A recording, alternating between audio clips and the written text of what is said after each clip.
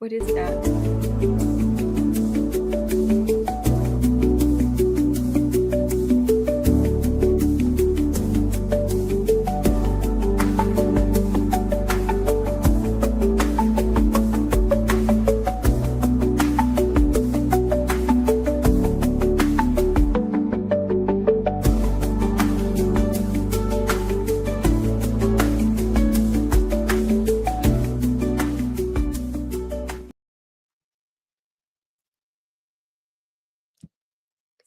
Scarlett's busy. Scarlett's frozen.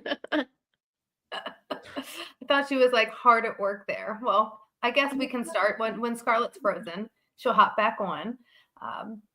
Good morning, everyone who may or may not be listening. This is Moms on the Right, and I am Rosalind Hanson, joined with Jamie Hinkle and eventually maybe Scarlett Johnson. Of course. I mean, it's been totally fine. That's fine. We can keep talking. So for those of you who didn't watch, which is probably a lot of people, you have to go to Moms for Liberty's X account and just listen to the Fire of Liberty show. It just was airing at 10 a.m. Eastern time. Phenomenal. Our fellow chapter chair and joyful warrior Alex in New Jersey had a wonderful conversation with Tina Deskovich, and it has empowered me and inspired me to keep fighting the good fight. I don't know about you, Jamie. It did. Alex is actually backstage, so I want to add her. I don't know where Scarlett is, but let's add her. Let's add her. Hey, guys. Hey, Alex. Hey. We are so happy to have just listened to your story. It's very inspiring. Thank you, guys. Sorry, I'm in the car. I actually just left National now, and we're hitting the road. But I saw your message, and I was like, okay, I'm going to hop on real fast. Yeah, thank you for making time. I know I figured you guys were catching up after, and then I figured you'd be in the car to go. But Scarlett was here, and she was so excited, but we just want to say hi. And I mentioned in my text that I'm getting all these text messages about how great the podcast was and hearing your story. And so I think it's so awesome. Well, of course we were catching up because we're just really a big family, right? I mean, we were actually talking about the show, and I said, I'm like, everyone's just such a natural. And I'm like, I think it's really because we actually enjoy being around one another and working with each other. And everyone's become friends now. So it's just like having coffee with your friend. It's so fun. I know. I think I loved one of the first things you said. You were like, I'm a tell it like it is girl, which is kind of how this whole thing with Rosalind and Scarlett got started. We were like, we just want to tell it like it is. Yeah. Well, I also just, I think you get to a point in your life where you put the right priorities, in front, right? And so you're not going to have people in your life that aren't good for you or your family, and you're not going to BS people. Like, I don't have time for you. This is not what we're dealing with right now, and just tell it like it is. And I forget, there was like an actress actually that had that quote. She's like, I'm in a place in my life now where, I'm not going to be nice to anybody that doesn't deserve it. And they're not going to be in my life if they're not my friends. And I'm like, yes, that's how we need to be. A couple weeks ago, Rosalind posed the question, or, like, being nice is different than being good. And it was like, are you nice or are you good? And we were like, we're not nice. But we're very good. We're very good. Yeah. Alex, I wanted to ask, was that your first ever long form live podcast? No, I did one before, and actually we went like 2 hours long, believe it or not. Well, I mean, you were just such a natural to like listen to, and like your storytelling, and it's not an easy story to tell, right? It's yours, so it's authentic and it's real, but there's some real, challenges that you have faced as a mom, as a woman, as a child, as a kid. So thank you for bearing it all for people to learn from you. Of course. Well, I have to tell you, Tina's awesome. She she just leads you to that next place. And I think she's a natural at this, actually, because afterwards I was like, how did you remember all of our points to talk about? Because sometimes, especially I think when it is your own story, there's so much to tell. So you could just like go on and on and on. So it's good to have somebody there. Oh, and I have to put my seatbelt on because now we're moving. Safety first. See, this is moms. We're like, I'll multitask, no problem. I gotta go somewhere else, but we'll make it happen. Oh, good. Hello. Scarlett's here. Her Scarlett. power Yes, went out. thank God. Well, the power went. Okay, the minute it's ticking down, all of my power went out, like off and on. It's fine. It's fine. Well, that's So, awesome. Alex, what are you going to be doing the rest of your time in Florida?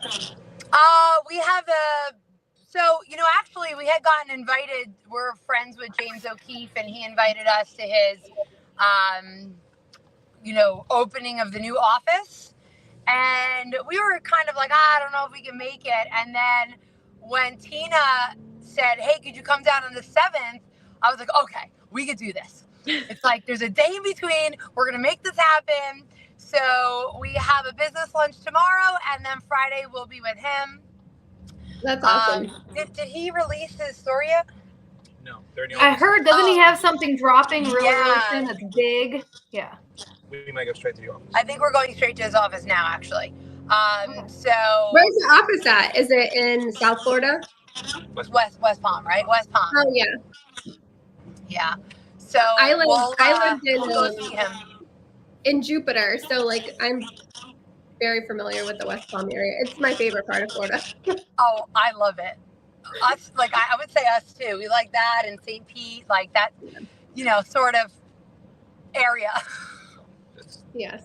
Yeah, Oh, you can't go yeah, wrong. east and west, but it has like that beachy feel to it. Like I love that. Yeah.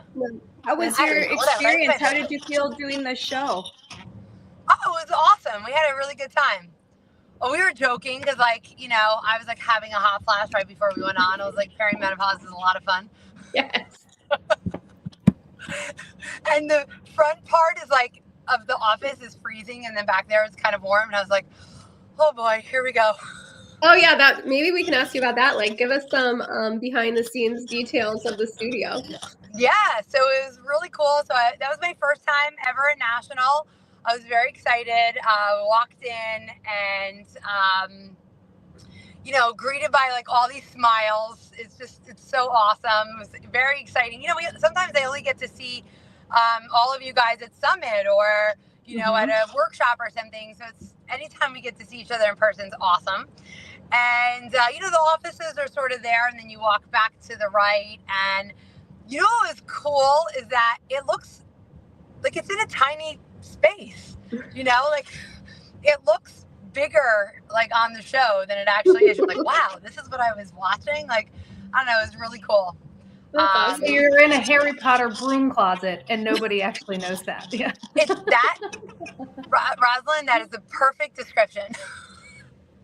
But that's where the magic happens, right? That's where all the magic happens. So, yeah. Nice play on the magic there. Good job. You like that, right?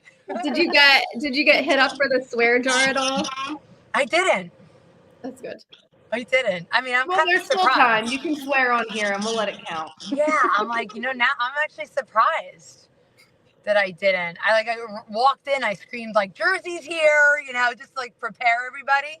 And then I actually don't think I swore once. That's amazing because Tina actually updated her Venmo with a picture of her and I, and me handing her $1 because I think I'm sending her money weekly. Really? I think I just know around her, like automatically, like, shut it down. Don't swear. I know, it's like your part of your brain switches off.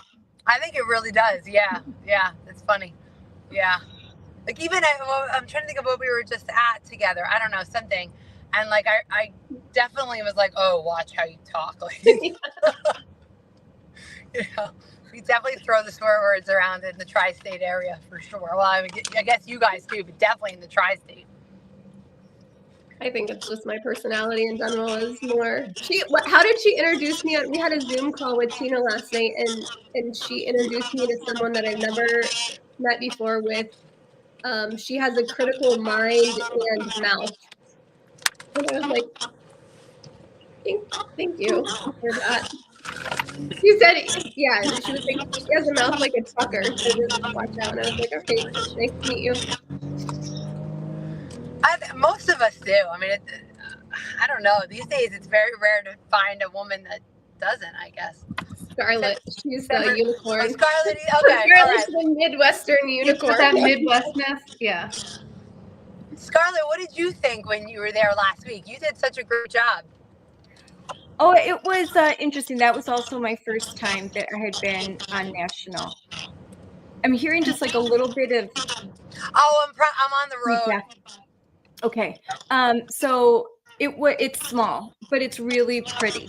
It's really pretty. The background that was hand painted, and it's cozy. It's really pretty. It looks good on camera. And everyone was racing off to Colorado when I came, so I got to hang out there for a little while. It's the first time I've like flown into Orlando and not gone to like Universal Studios or Disney World. So I almost wanted to go myself. Go to Harry That's Potter. actually, that was a really good point, because when we fly in, we typically use other airports unless we're going to like Universal. It does feel weird flying into that airport and not go there. Yeah, it's good. Well, we don't want to take up any more of your road trip. I'm sure Jamie doesn't want to listen to us either. He's very excited. All day. It's always good to show the Yeah. He's like, we're on to the next one. Well, he Yeah. has to put up with it now because now he's the co-chair. So he like officially has to. Oh, that's awesome. That's awesome. But it was great seeing you, Scarlett. I have to tell you, you were very brave for being number one. Yeah, it was. I didn't really think about it too much. I think that's what made it easy. Is that I just I was there and like, let's just talk, let's just chat. Right. But your story. There was a lot that I didn't know about you. And only a little bit came out. Yeah, my husband's like, and only a little bit came out. Watch the documentary. The tip of the iceberg, right? Right. There's so much more below the surface. There's so much more. I mean, listen, if you guys are bored one day, watch The Last Stop. It's a movie that a lot of us put together. But again, we could have made 3 of them. Like, there's just so much. But it's a really good one to watch, and it'll really teach you a lot of flags to watch out for. If parents are looking at, some sort of alternative, school. So I would suggest, What you said it was The Last Stop? The Last Stop, yep. Well, I where else believe can we follow Amazon you? streams it. Yeah, Amazon has it. Definitely Amazon. Oh, I think actually the whole thing might be on YouTube now as well. Okay. Yeah. And you're on Twitter, right? On everything. All the places, like All we have the to really know. places. All the places. Yeah. Facebook and Instagram is Moms for Liberty Bergen, and then actually Twitter is just my name, because Okay. we have a Moms for Liberty State of New Jersey Twitter, and then where we put all that stuff, and then there's one that's mine, because I cover other stuff on that one too. Right.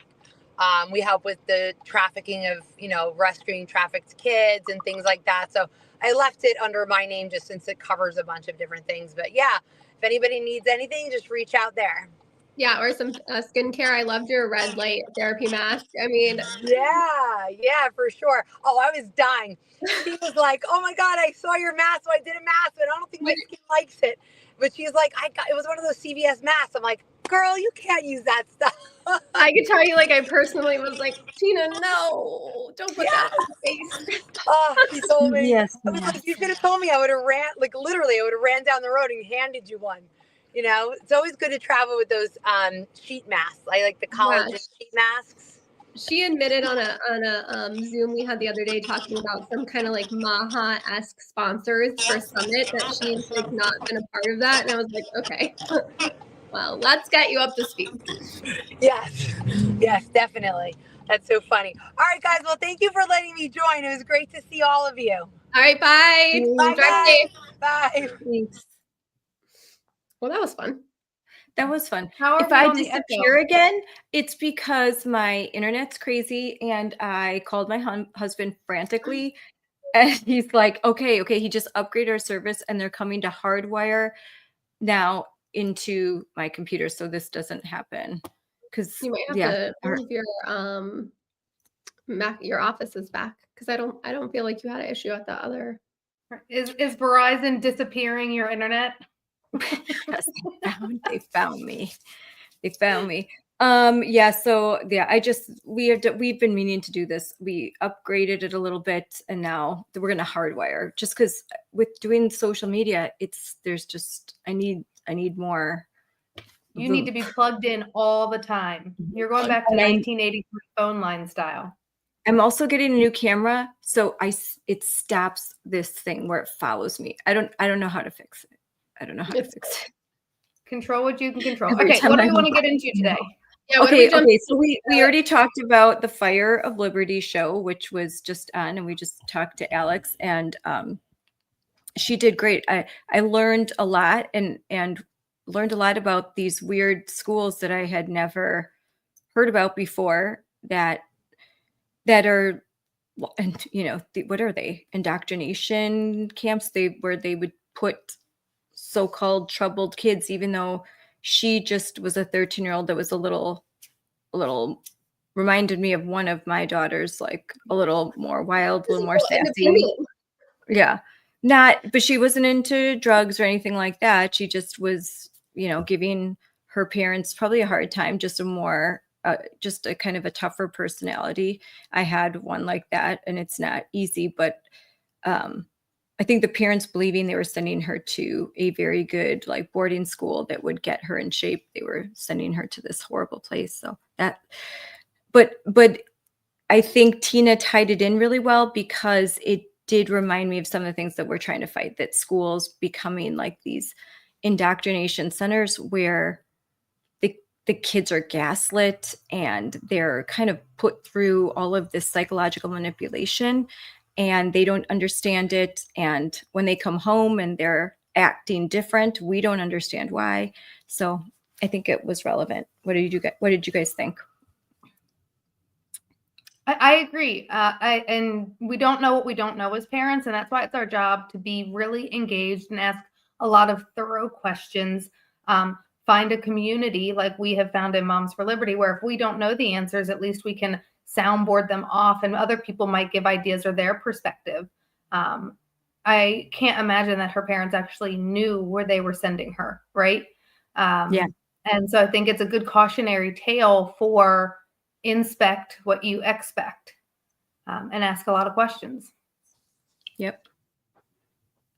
Yeah, I think that they thought that they were sending her to a place that was going to be more strict, that was going to help get her on track. They probably worried about what her future would be like, and it turns out it was like a hellhole.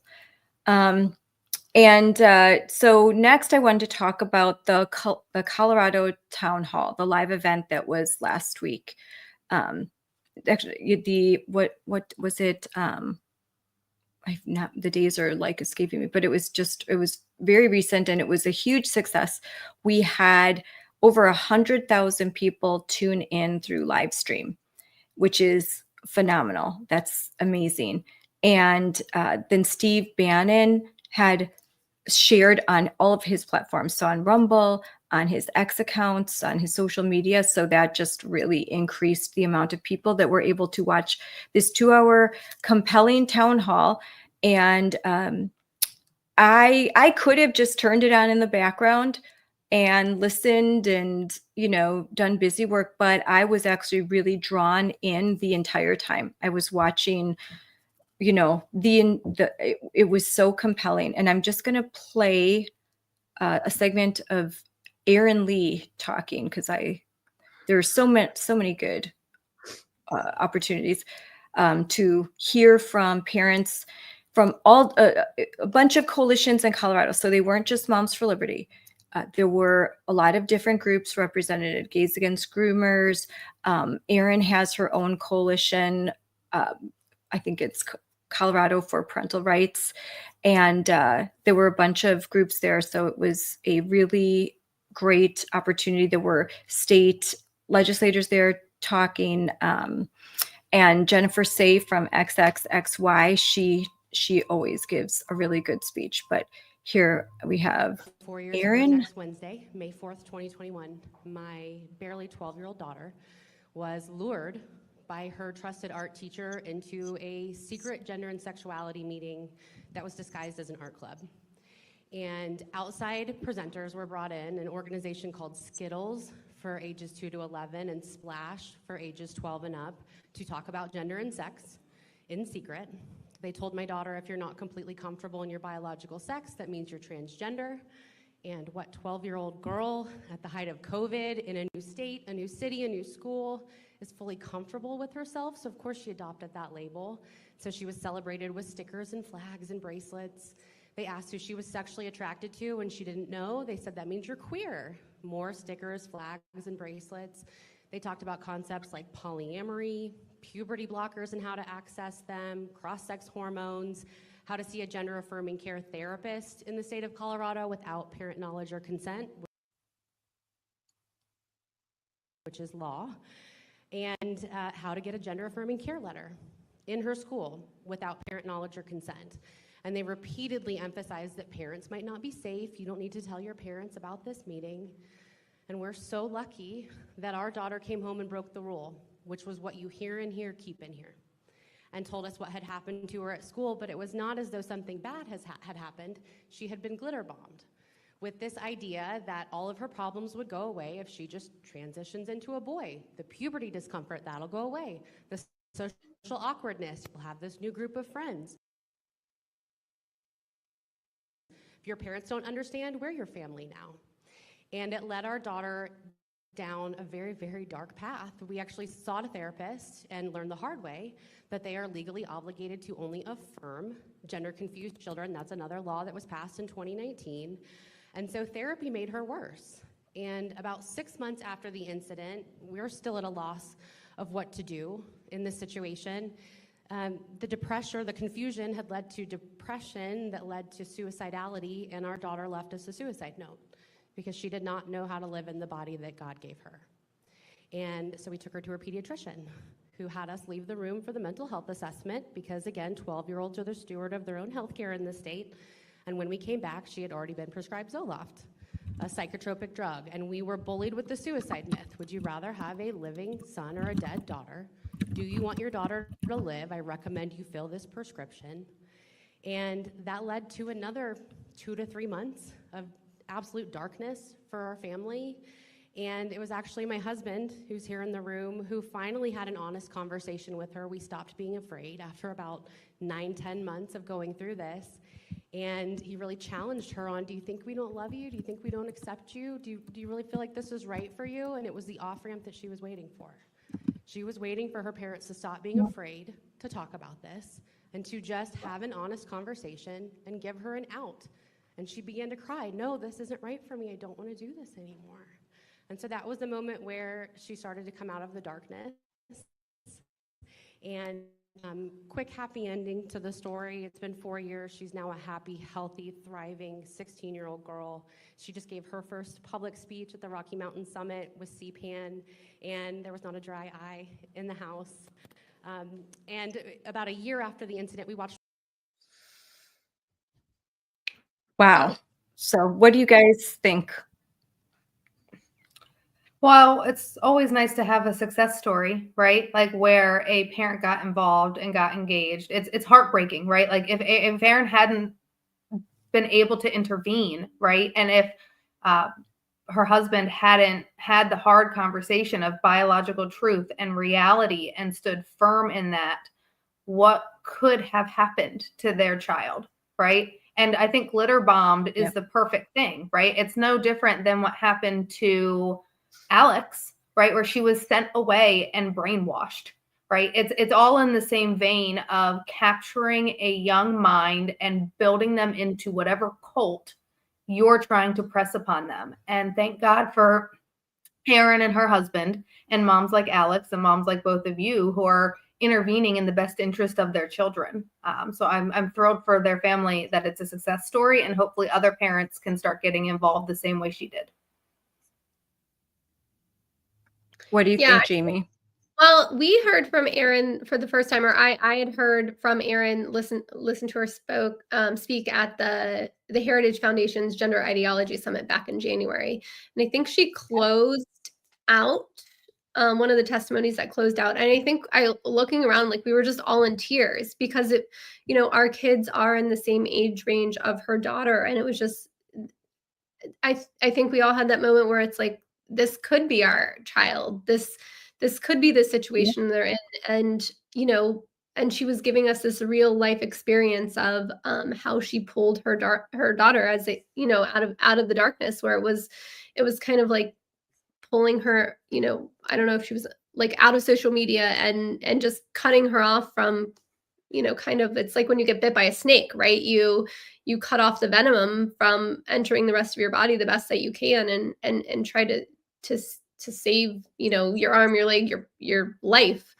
And so so I don't know, and in that way, I'm just so glad that, you know, all of us that are with Moms for Liberty and all the coalitions there, like we can elevate these stories so that more people can hear them, so that you can see the signs. You know, maybe there's somebody out there whose kid is in one of these clubs and they're kind of noticing that their child is pulling back, or, you know, more depressed, or questioning different things, and maybe they connect the dots there. I think so. When you, in the video, so I had put some clips of real life so that when people were listening to her talk, they could understand that these are real life scenarios. And those clips, mainly from Wisconsin, although you would see them everywhere. I mean, Rosalind, you dealt with this with Maryland, and we'll talk a little about the Supreme Court case. But an infamous sign that made national news was in Eau Claire, Wisconsin, the bear, you know, with, if your parents aren't accepting of your new identity, I'm your mom now.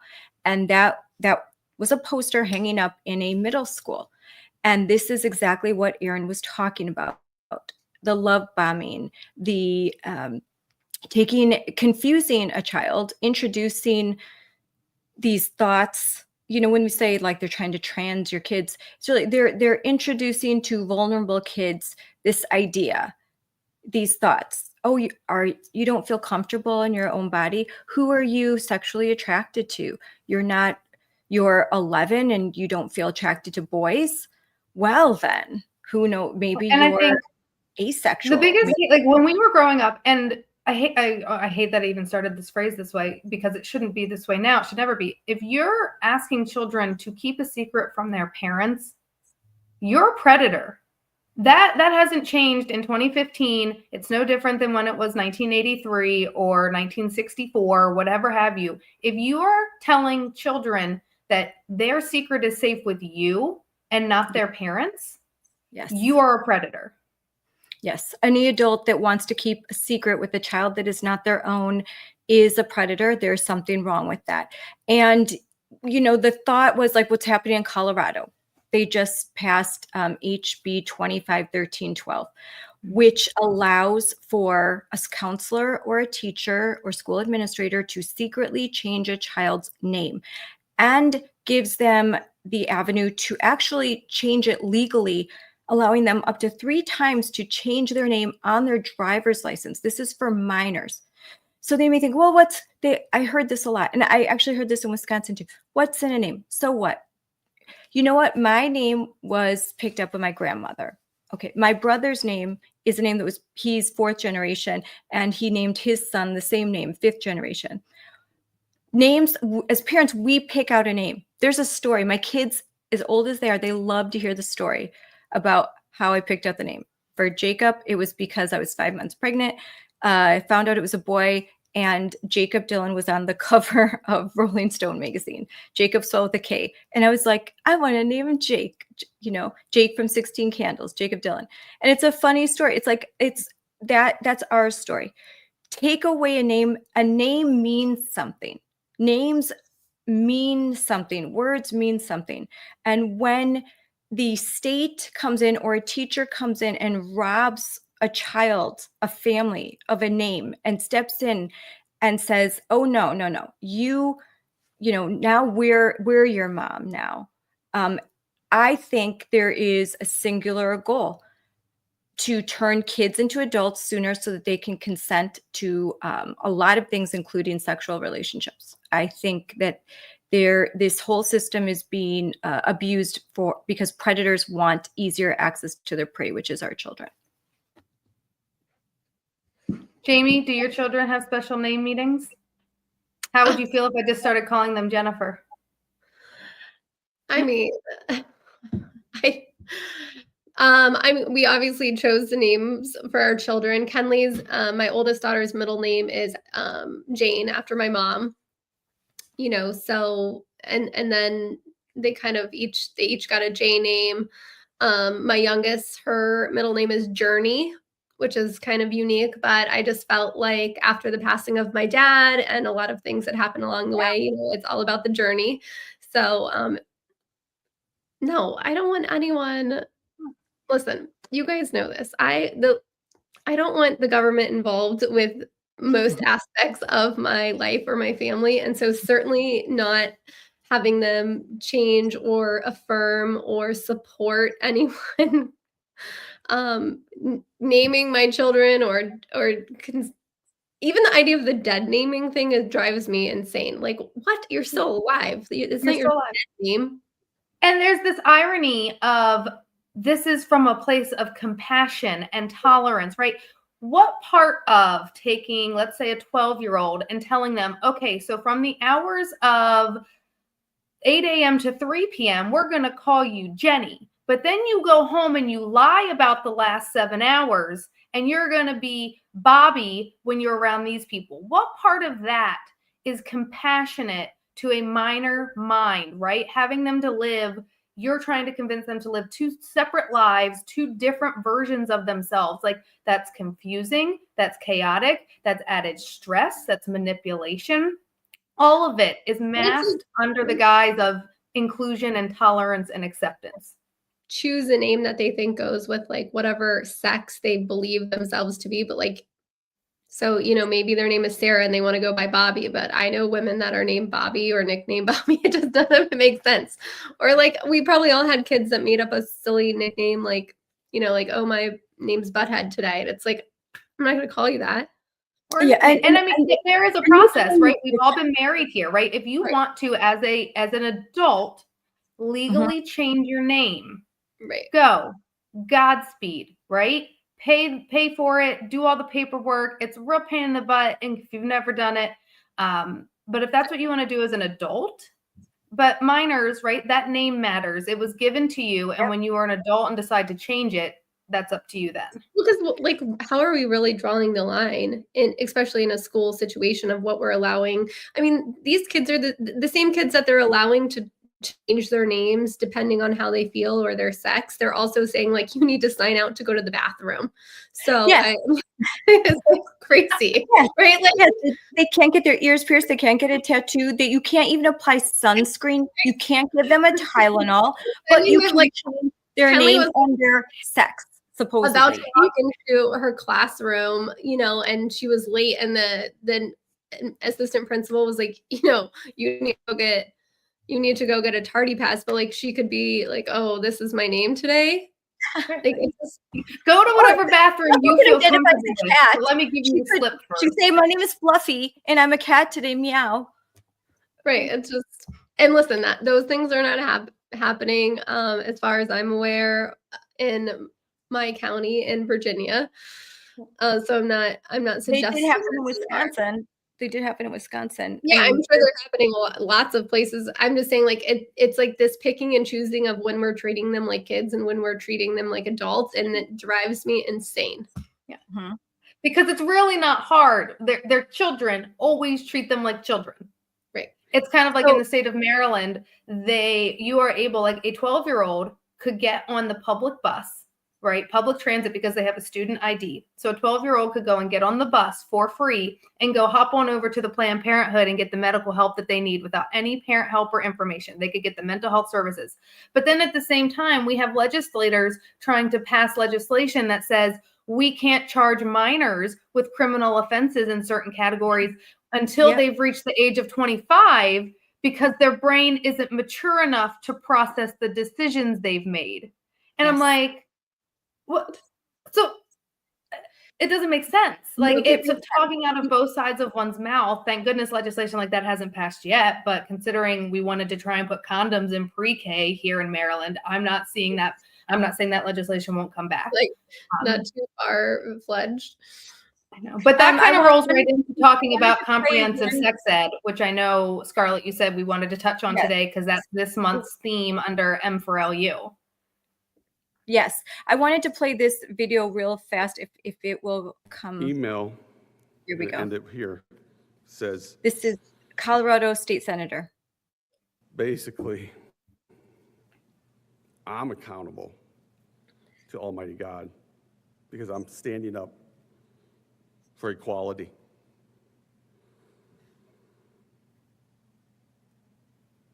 That my decisions one day, I will stand before him and be accountable.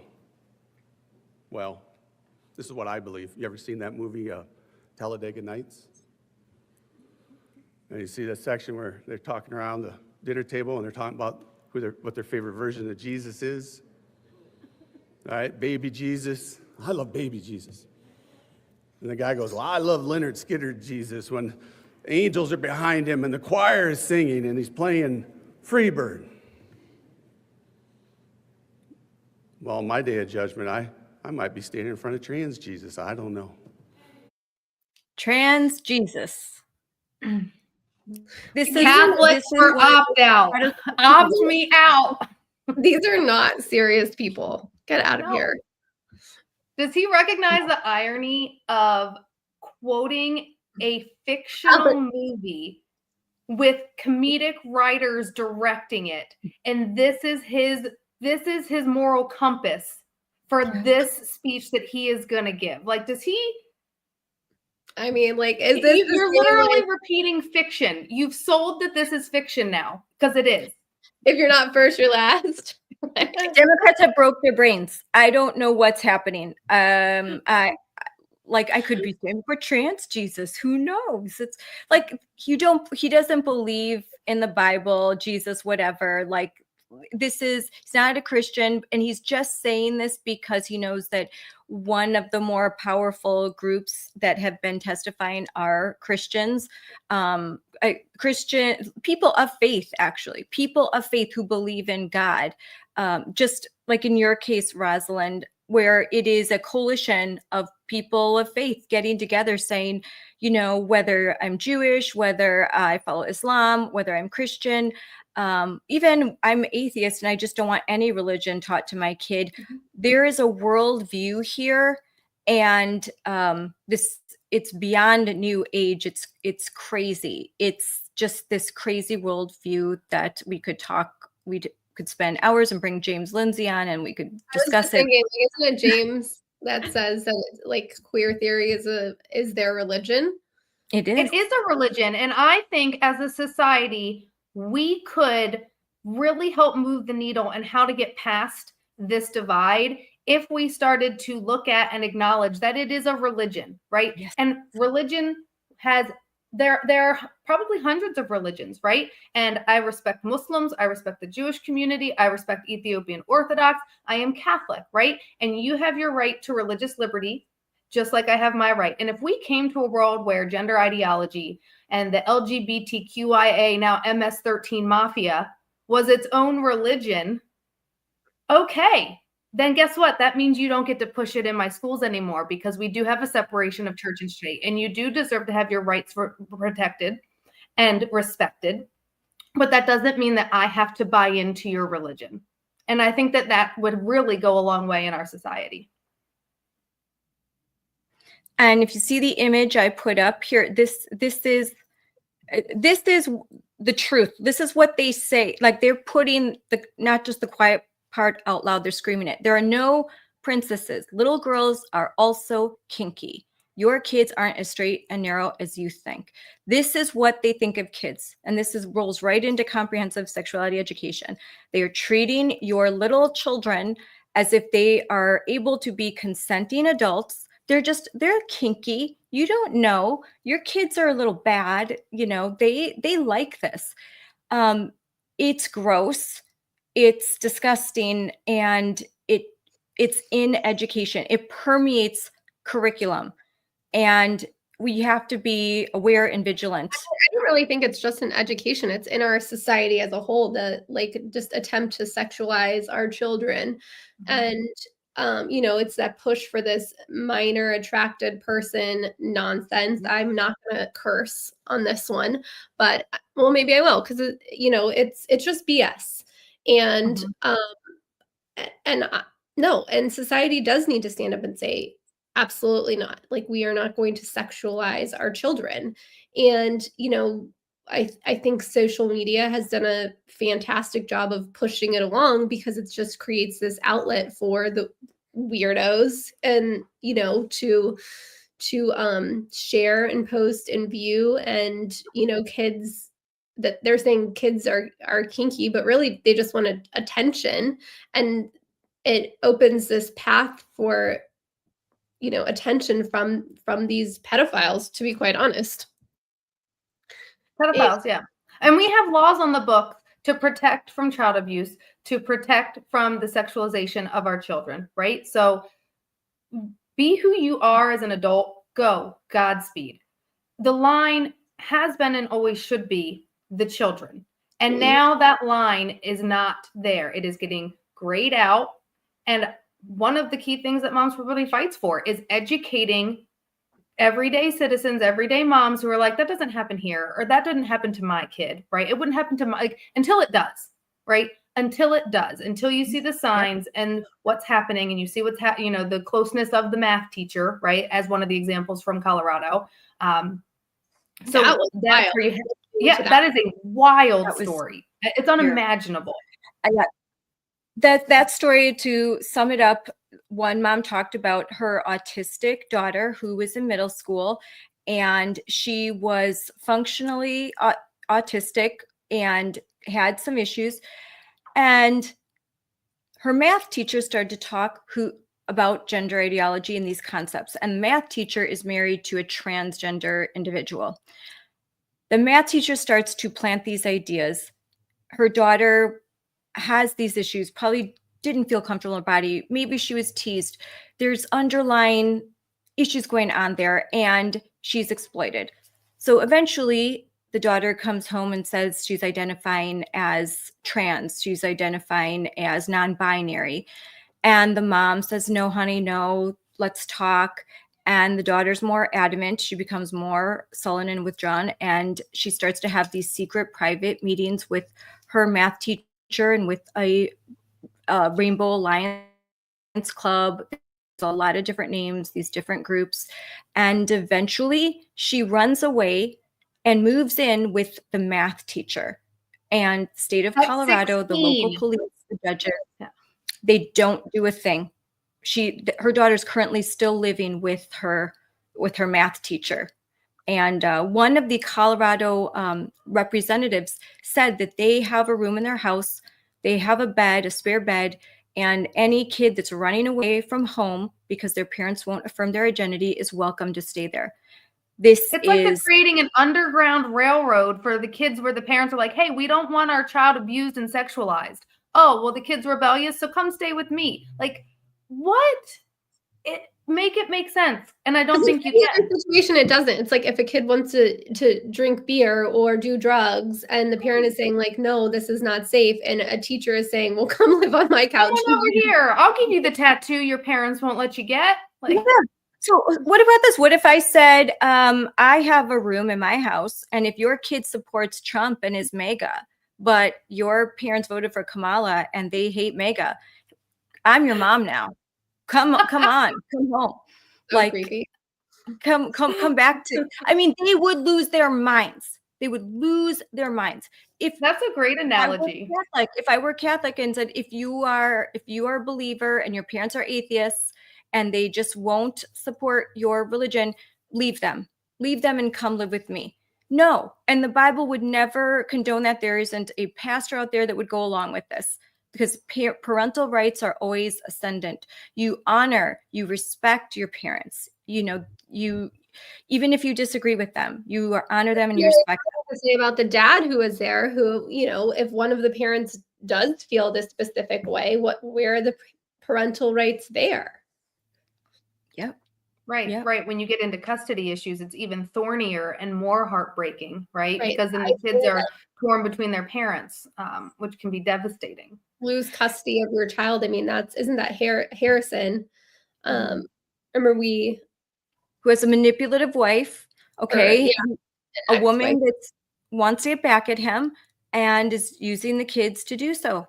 And that happens, you know, this image that women are, you know, that they can't have some underlying issue, that there can't be something there, that when there's a divorce that they are going to try to use their kids as a wedge. It unfortunately happens, and it's really sad. His story was really, really sad.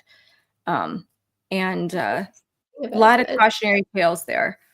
But the main thing that I liked, what not that I liked, but that I saw, it all started in school, and it all started with programs like Advocates for Youth and comprehensive sexuality education.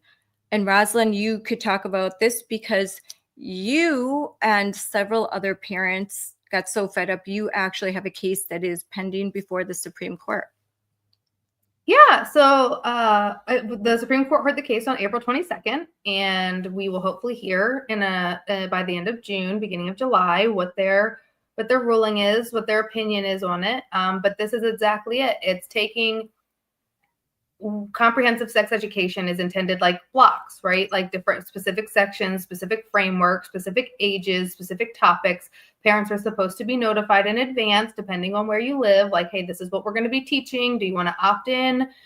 It's automatic opt-in unless you opt out, right? And so you have to be very involved as a parent. Oftentimes, when it comes to family life and human sexuality, depending on where you live, they could try and be very transparent with you, or they could try and push it under the rug and make sure that it's really hard for you to know when they're teaching it, even though they're supposed to share it with you. But our Supreme Court cases where they took some of these really sensitive lessons and brought them into the English language arts curriculum. And so, for example, right, in the guise of tolerance and inclusivity, we'll use Pride Puppy as the example that was introduced for the pre-K students, 4 years old. It's not, the story of two moms taking their son and the dog to the Thanksgiving Day parade, right? That's not it. Like, it's not like, hey, go and find the turkey balloon, go and find the ticket tape that's coming from the sky. It's an alphabet book that follows them through this narrative of going to the Pride Parade. And in the back, you guys have kids. It's an alphabet, like, A is for apple, B is for bear. Yeah. I'm going to try and see if my Grandma, here we go. Our meeting spot. H for hats and hungry and hot. And look at the background for ice cream, sticky the and images. Sweet. J for joining the crowds on the street. The K signs for are kindness and friends that were keeping. Furry. L P for flag. leash and for loose and for leaping. Yeah, this is just an example. Like, it's the entire book, and what is at the end of the book? It's the hunt and seek, right, for the alphabet. So normally, A is for apple, B is for bear. And there are a lot of things they ask the kids to go look for, including the intersex flag, including lace, including leather, including underwear, including a drag queen, including a celebrated trans activist sex worker, right? Like, this is not an inclusive and tolerant book saying, hey, look, some people do have two mommies, right? This is going beyond that and saying this lifestyle should be celebrated and encouraged. And guess what? That is against my religious belief as a Catholic mother, right? And our faith dictates a different directive and narrative for the upbringing of our children and the nuclear family, and so I can respect that every family looks different, but that doesn't mean you have to make my son or any child celebrate your choices with your religious decisions. And I think it's a really good point that you make, because I think the public might imagine Pride Puppy, oh, it's just a tale like a same-sex couple brings their kid to a parade. It is not that. All the images, there is not one representative of a traditional family. It is, they use the word queer. It's one that I am uncomfortable with, because when growing up you weren't allowed to say that, but they embrace it. I'll piggyback there. I want to interrupt because in one of my school board testimonies about this book, before we were into the lawsuit, That was my specific call to the school board. I said, look up the word queer in Oxford and tell me it's not sexualized. And yet it's physically visual in the artwork of Pride Puppy at least twice that I can remember. So imagine being the teacher of a 4-year-old and then being like, what's that word? What's that mean? Why are we putting our teachers in this position? Why are we putting our 4-year-olds in this position? It is a complete violation and overreach. And so I think the whole world saw on display what Montgomery County Public Schools has been up to. That's the whole point. So what you said, that kids are supposed to ask questions. They show these books. So the kids look at the images and they see a man with a beard in a dress dancing. And what a 4-year-old, I've had five children, they'll say, why is that man wearing a dress? That's the cue. That gives the parent, the teacher, the ability to say, oh, well, you don't know that some men, like, they can wear dresses and be women. If a kid says, why is that little girl look like a cat? Well, some little kids identify, have a fursona, and they have a furry identity. And we should. Is it called a fursona for real? It's called a fursona. It's a fursona. And now I learned. You know, it's officially called that. Yeah, I actually sat through a Milwaukee Public School PD, professional development session with counselors where they had a whole section on the furry question. And they said, this is a fursona. Allow the kids to wear the little ears and let them, if that makes them comfortable. Why wouldn't they just keep it a persona with a U? Like persona. I think it's for all furry types. Oh, it's more inclusive? Inclusive. Oh. Well, you know that, so was it Gender Spectrum put out neopronouns and neopronouns? This is literature that they put out, include rock and rock self. You can identify as a rock. Like, what happens if we just say an inanimate object? You can be an inanimate object?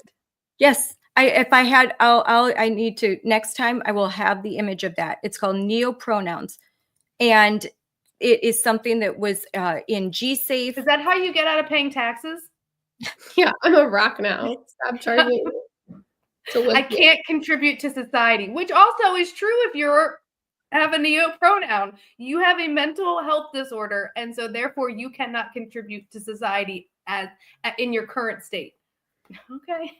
There's a book for 3-year-olds called Call Me Tree because the kid identifies as a tree. Yeah, a tree with the roots in the ground, and then he sprouts out like. Have we ever celebrated mental illness like this? I've just had enough. Or like we all played dress up as kids. We all pretended to be things as kids. Like it's fantasy. Like we're celebrating fantasy. Doctor. I never pretended like. My son loved his 101 Dalmatians costume when he was 2, and he there was a various, like, he just kept wearing it and going around, and he wanted to, I guess I should have affirmed him. He was a dog. I don't know. I know he wouldn't be a doctor now. He would be my puppy. Maybe it's not too late. Why don't you serve dog food for dinner tonight and see how that works out? I thought we couldn't have pets in school, so yeah, approved. Well, okay, so this happened in Mequon, Thiensville. This is a experience last year in the middle school. A child who identified as a furry went kind of crazy, started barking, scratching, biting the principal. The whole school had to go on lockdown. The Mequon police had to come to the school. All the kids had to be, the parents had to come pick up because this kid was running wild. The 7th grade child running wild, like harming staff members, physically harming them. They had to call the police and identified as a furry. So this is so the entire school revolves around this one kid with a mental illness that needs help. This is a cry for help. That needs real help, right? Needs real intervention and not affirmation, right? Because that isn't going to help them be productive members of society and to lead a safe life and a loving life and a caring life and one surrounded in helping others and themselves. Like the affirmation is destruction. Who wants to be a teacher if this is what you have to deal with? I mean, I felt bad for all of the staff members and teachers that, and I talked to some that were like, they don't agree with this. What are they doing though? Or what are they saying? A lot of them probably don't think want to lose their job. Now, in this situation, this child did not come back to the school. Like my school district has dealt with a lot of these situations in the right way. But That's the good. fact That's really that it has to even get to that point because there's all of these rules, like they cannot not affirm. They just can't. It has to get so crazy. A situation has to get so bad, and that's finally when the child will be asked not to come back to the school. Well, talk to us. M4OU this month is comprehensive sex education. And so what's the calendar look like for those events if people are interested in learning how this goes beyond, the birds and the bees, and women have, we're live. So I don't know how, I don't if somebody's in the car listening and they've got a 4-year-old there, I don't know how much I want to say. Yeah. But besides the biology and the anatomy, right? What else is going on with comprehensive tonight, sex ed? Jamie, tonight we have an event, right? Mhm. And I'm gonna look Yeah. at the rest. CSE 101 is live tonight at 7:00. So that's very exciting. So that's the launch of this month's education program. M4LU.org. M4OU.org. And then next Wednesday, the 14th, is 102. That's a virtual live stream. So you can catch it. And I think, and it's all available too after the fact too. So if you can't attend in real time. Yes. And then what's our live book of the month? And all of the platforms. So X, any of the social media platforms, YouTube, you can watch it live. And then if you miss it, it's always available. You could go to the videos are left on all the platforms. You can go to YouTube channel and you can watch it. And so tune in tonight. I know I will. And we've been dealing with comprehensive sexuality education in Wisconsin for a long time. A lot of when you hear the language like trusted adult, that's where it stems from. They stopped saying parent. They will say trusted adult. They don't say parent. They don't say boys and girls anymore because that is gendering. All of that comes from Advocates for Youth and comprehensive sex ed and the infusion of gender ideology into preschool classrooms. And if you want to learn more about that so that you can be equipped, you can be aware, and you can even understand some of the what the behind, like where did this come from? And I can't wait till Kelly talks about this because she is a wealth of knowledge. When you asked the book club, it's Dr. Miriam Grossman's "You Are Teaching My Child What." So it says she rips back the curtain on sex education today, exposing a sordid truth. Today's sex ed programs aren't based on science. They're based on liberal lies and politically correct propaganda that promote the illusion that children can be sexually free without risk. So, yep. Sounds good. Yep. So. Yeah, this is and so we're going to talk about this more. So we're kind of wrapping up. We've been talking for a while, but I want to talk more about comprehensive sex ed. There's so much to get out, and I think so few people really know about it. So this month, that's all we're talking about with M4LU, and we'll do another live stream like this where we'll dig in and and then my internet won't be out. So I had all of these clips lined up. It was all nice and neat and all. So do that again to give the receipts, because if you just hear us talking about it, I don't think you're going to believe it. You have to see it. You have to send see them to your X page, Scarlett. You have them posted there. Yeah, because you're full of receipts there. Yeah. Yes. I think the call to action I would give anybody who's listening is, if you are able to opt your kid out or look for those emails about family life and human sexuality or comprehensive sex ed, when they give you an opt out, that is your green light to go opt out. Right? If anytime you can, I would opt out. And they should be showing you the materials. You have to show up to those meetings. You have to see what they're teaching. And so you can make an informed decision. But that is a big, giant red flag. If they have to offer you the ability to opt out, ask why, get involved, get engaged. Don't just say, sure, it sounds good, opt in. And pay attention to what you sign when the year starts, because they'll sometimes do a generalized you're opting into everything, read all the paperwork. What were you going to say, Jamie? I was just saying, and not only what they're teaching, but who's teaching. And I think after a few years, you're certainly more aware of who aligns, what teachers align with the values of your family, and more of like, here's the curriculum and not how to think or what to think about it. And they're just teaching it as it is. And make sure your kids are comfortable talking to you, because if they think you're going to fly off the handle and call everyone and make a big scene right away, they won't tell you what's happening.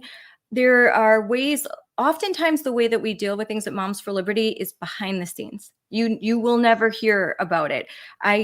For the one story that I put out, there are 100 that we have dealt with privately. Jamie, where we develop actually working relationships with our school administrators and build trust, and we'll call the teacher, we'll make that phone call, we'll arrange a meeting one-on-one, and not just go, fierce warrior mode, but sometimes you have to go there and say, hey, let's work together. And that works a lot. And when it doesn't work, that's when you go into the full warrior mode, because you have to.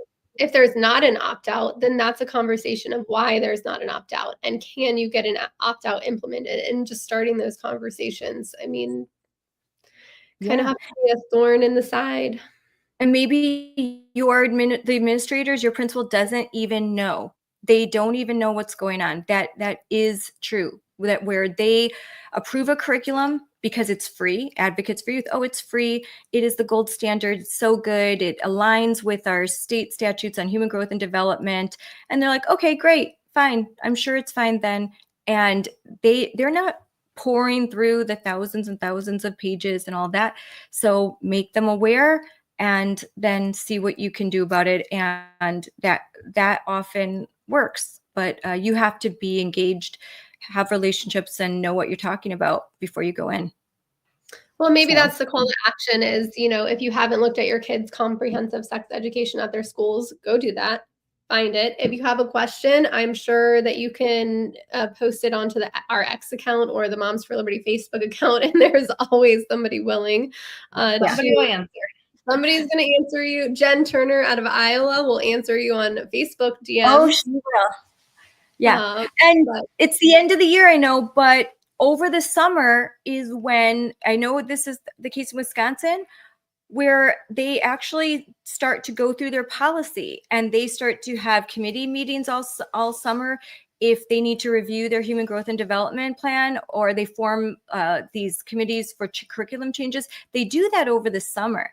So when no one is coming, everyone's on vacation, they're not paying attention. So try to pay attention and see what's happening. And by the time it gets to August, be aware of what's going on with human growth and development, with the curriculum, be involved, try and get a position on a committee, and still attend your school board meetings in the summer, because a lot of important things happen when no one is looking.